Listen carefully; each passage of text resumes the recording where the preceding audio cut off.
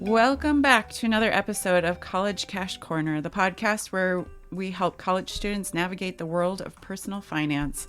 I'm your host, Tara, and I'm joined by my co-hosts, Natalia and Victor. How are you both doing today? I'm doing great. What about you? I'm doing well, thank you. And Victor? It's a good day, let's just say that. Okay. Today we're going to dive into a topic that would be at the top of students' minds, specifically the ones who are going to be graduating soon, which is expenses after graduation. These expenses are going to include repaying student loans, finding that job position that starts your career, paying rent, utilities, groceries, household expenses, transportation, taxes, starting a retirement savings, and self-care costs. Have either of the two of you thought about this? Well, because I'm start living by my own since 1 year ago, I feel I kind of know what type of expenses are you talking about. Because, paying rent, paying electricity, paying for water, it's part of my every month. After graduating and starting your career, you may be earning more money than you've ever have, which provides options and freedoms. It also might make it easier or take less time to save for a trip or a car, or to upgrade some material items that you own. That list that I read off is kind of extensive and maybe seem a little bit overwhelming, but there is a way to handle all of this. And basically, it's breaking it down into chunks and making a plan. So the first thing that we're going to talk about is budgeting. Budgeting is that plan that you can make in order to make all of these adult and life expenses seem a little less overwhelming. One of the things that we often talk about is that framework, the 50-30-20 framework for budgeting to help make space for all of those expenses. Victor, would you like to explain to our audience about what the 50, 30, and 20 means? So to break it down, the way to budget it in the 50-30-20 is by 50% goes to needs, 30% goes to wants, and 20% goes to savings. We'll start with the needs. One of the biggest expenses for many college graduates is student loans. If you did not take student loans, then this doesn't apply to you. Federal student loans, 6 months after leaving college is when you are required to start making payments on those loans. You can start making payments on those loans before that, but once you leave college, 6 months. And during that time, it's important to know that the interest is still building during that grace period. If you have a subsidized loan, the interest is not accruing yet, but after 6 months after leaving college, it will start building. If you have an unsubsidized loan, the interest has been building all along. If you have a private school loan, the interest has been building all along also. The average student loan repayment period is 120 months or 10 years. There are other options though out there. There are some that are for 20 years and there is student loan forgiveness out there. So depending on where you work, who you work for. There are many student loan calculators that you can use to help estimate what the monthly repayment amount will be. So, for example, on a $30,000 loan, currently right now, the interest rate is on federal student loans is about 6.8%. Let's say I have a $30,000 loan that I have to start paying on, and I've got 10 years to repay that loan. That means my monthly payment will be about $350.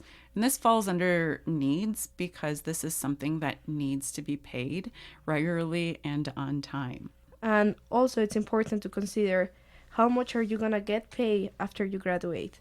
It's very important to do an actual research and not just follow what your friends or your family say that you might be getting. No, you should actually check on their page if the company that you want or the type of field you want, how much are they offering? So just so you know, how are you going to be paying those loans? A recent study showed that half of college students thought that their starting salary of their career would be double what it actually was. So make sure that you're really looking into that, not doing just a general search, but actually looking in the cities of where you want to work, or in the states, so that you get an accurate estimate of what your starting salary will be.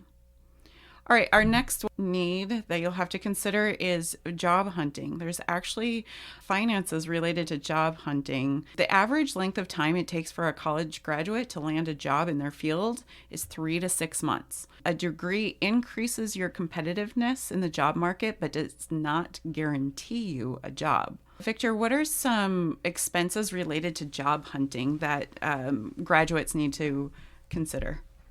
Well, the first one is, clothes. You need clothes to, impress the interviewers. Another thing is gas. So from point A to point B. The next thing is transportation. You're going to have to pay for gas because you need to go from point A to point B.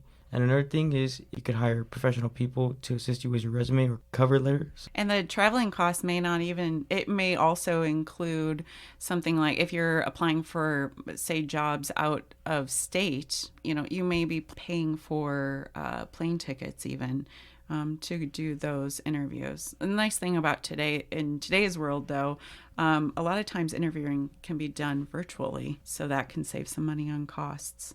What are some other ways that we can keep those costs down? So first of all, you can reuse those clothes more than once instead of try to change your outfit every day. You can buy clothes secondhand. That's always a good option. Or you can borrow clothes for your friends or family, even maybe your parents. They might have a dress or a suit that might help you for the interview. And MCC holds workshops to assist about your resume and your cover letter writing in case you want to improve that too. Mm-hmm. And all of these services are for free. You should definitely take advantage of that. Now, life expenses, those needs, the other needs like food, water, shelter, transportation. There's rent, and a lot of times rent will not include utilities.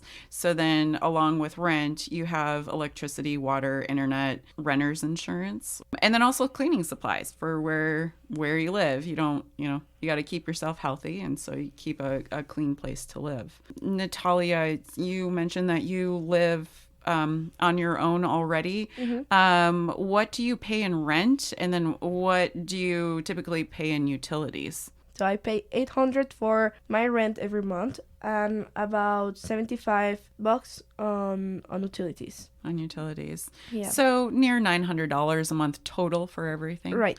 Okay. And then there's also food expenses and toiletries, and then transportation, which not only is it transportation important to get to and from interviews, but you'll need it to get to and from your work also, which may, if you own a vehicle, it would be gas.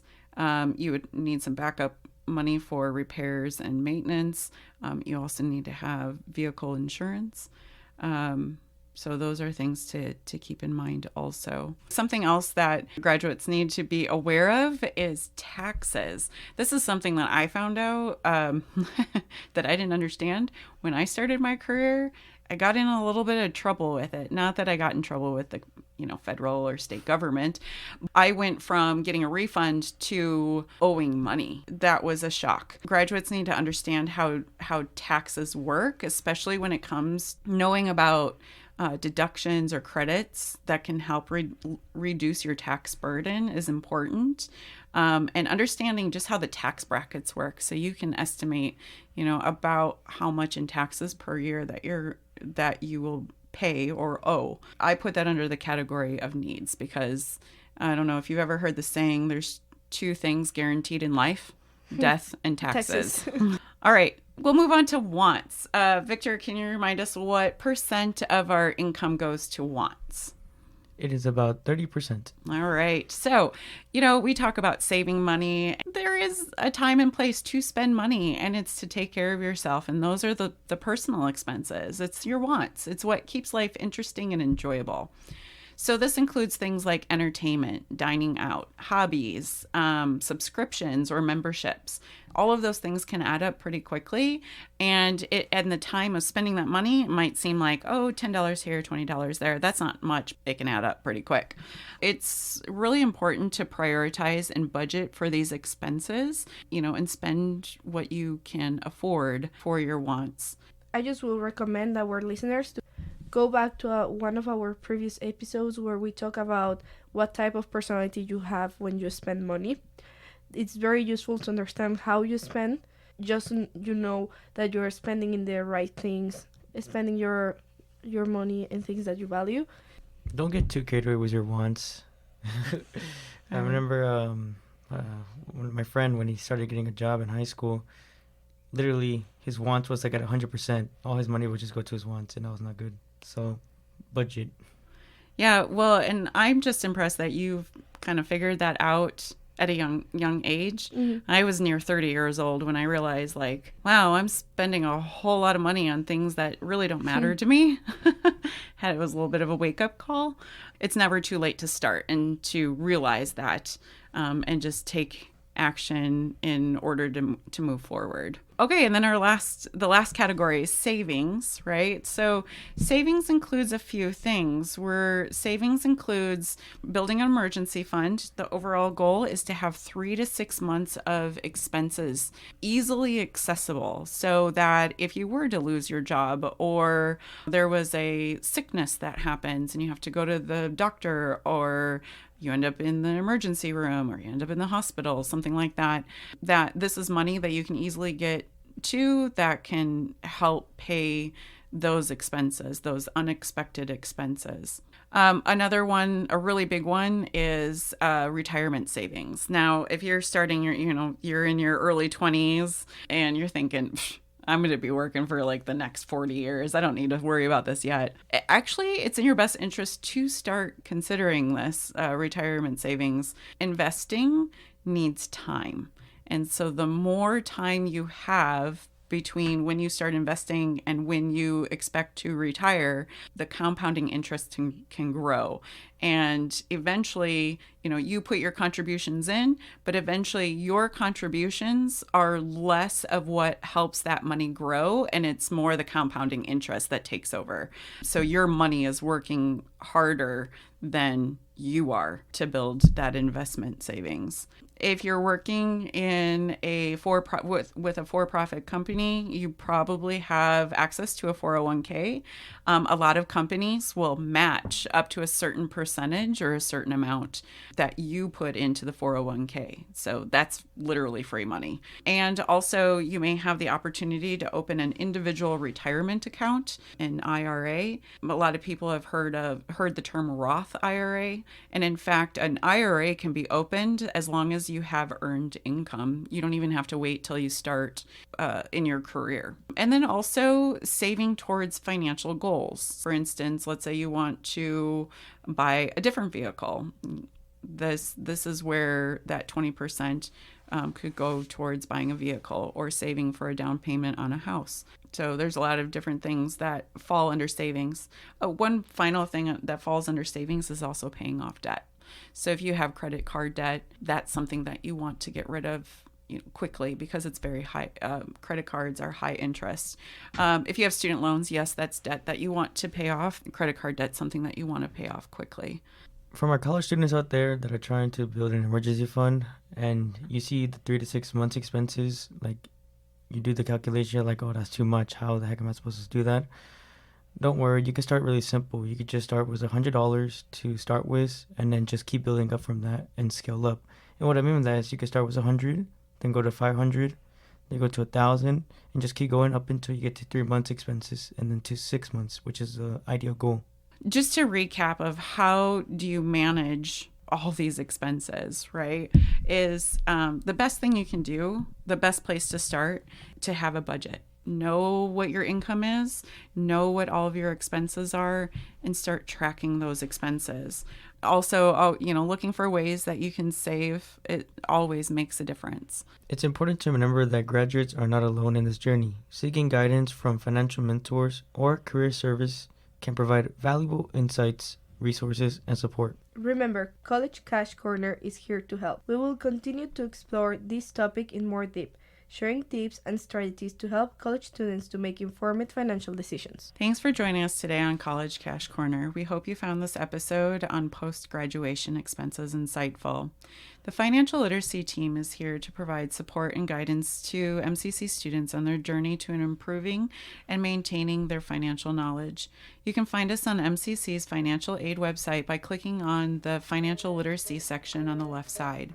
There you can schedule a one-on-one appointment with us, access a free cash course account, stay informed about upcoming workshops and events, and explore additional financial resources that are available.